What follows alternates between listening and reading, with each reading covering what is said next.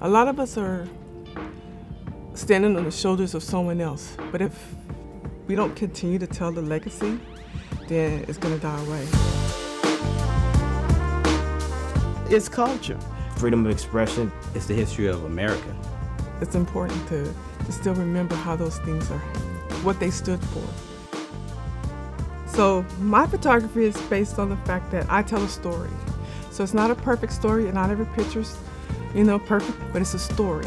My everyday story is me going out there watching the water, seeing the things that happen in the beauty of our community. If anybody looks at my pictures, they're gonna see that I take time to go out, look at things that most people overlook. Everybody's in a hustle and moving and going.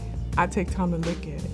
Just being a part of the community, there was activists in our community, Rufus Avery, but he was a strong activist in our community. He was a retired serviceman, and he believed in everyone having the right to vote, and everybody had a right to have what we have. And so I remember that. I remember that growing up. Several years ago, I worked at American Bank Center for 15 years, and I got to see Barack Obama. I got to see things and do things and snap a little picture on the side here. So yeah, those are things like that that makes a difference for me. We have to be reminded that every day the ceiling is being broken. My dad was a deacon in the church, and you just have to say Deacon Lott. Oh, Deacon Lott, he led prayer service and what have you. So you're in the grocery store and they say, well, will you pray for me? My dad was standing right there in the grocery store, wherever. He didn't mind letting anybody know that he believed in God. He always said that the cowboys now just show cowboys, the movie stars, but these men that you see, these pictures, they were actually on the range. Our black people need to know about these cowboys. Some of them do and some of them don't. I take these things around to the various churches here in town, and they say, oh, that's my uncle, I know him or whatever.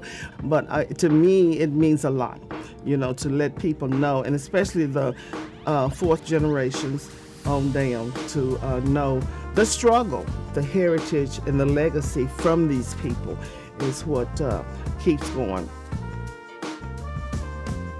We've been in business for 31 years. My mother opened the salon. My father was on the business side. The family's been the face. She named it after all of us, all her children. We all have the same initials. That's where the K-A-E comes from. She's been an inspiration in the community. She's built a foundation on God, on Jesus, to be a solid rock to the family, and to make sure that, all my children grew up they were shop babies, that's what we call them. All my children were shop babies, all my nieces and nephews were shop babies. A hair salon is somewhere that most black people meet, not just to get their hair done, but to communicate, talk, to learn from each other about politics, about religion, about culture, about hair. It's everything. Oh, we have a lot of family that's come up in here. Some have gone away, moved away, they come back. Sometimes they'll come back just to say hi. I love what I do. It makes me feel good when I see people walk out of here and they feel good about how they look. It's an expression, if you look good, you feel good, you feel good, you look good. And it's like braids. It's it goes way back into the culture of our ancestors, from Africa to all around the world. Back in the slavery days, the braids weren't also just done for braids. They also put a message in the braids to tell people where to go for the Underground Railroads. It's deeper than just having their hair done. Everybody wearing braids now. We get people from all walks of life, young, old. It doesn't matter.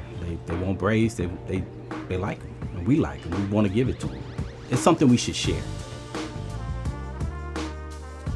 My mom got me into thrifting. Instead of going to like Marshalls or like the mall to go get like polo shirts that are like 50, 60 bucks, my mom will find them in the Goodwill. If not brand new, or like used once or twice for like 5 to 6, 7 bucks. Once I graduate high school, I'll go with her and I'll start finding stuff on my own that I would like, dressing how I want and all that. And yeah, I ventured off into this. And when I first started, it was just like, to be my own boss, do what I want.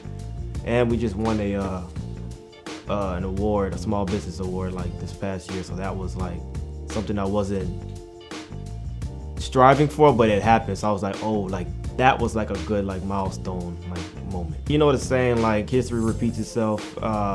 stuff that you probably grew up on or seeing, listening to, dressing, or seeing people wearing back then, like that's starting to trickle back in. Like, everything I think is influenced off like the black culture. I mean, you gotta think back then, like Wu-Tang, they were wearing like baggy jeans and polo.